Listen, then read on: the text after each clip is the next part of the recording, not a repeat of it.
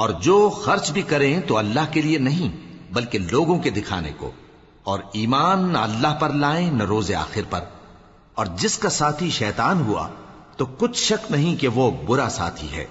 और अगर ये लोग अल्लाह पर और रोजे क़यामत पर ईमान लाते और जो कुछ अल्लाह ने इनको दिया था उसमें से खर्च करते तो इन पर क्या मुसीबत आ पड़ती।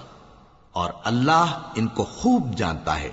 अल्लाह किसी की जर्रा भर भी हक तलफी नहीं करता। और अगर किसी ने नेकी की होगी तो उसको कई गुना कर देगा और अपने हाथ से अजर अजीम बख्शेगा।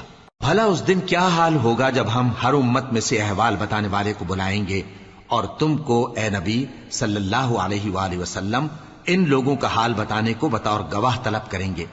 उस रोज काफिर और पैगंबर के नाफरमान आरजू करेंगे कि काश उनको धसा कर जमीन बराबर कर दी जाती, और वो अल्लाह से कोई बात छुपा नहीं सकेंगे।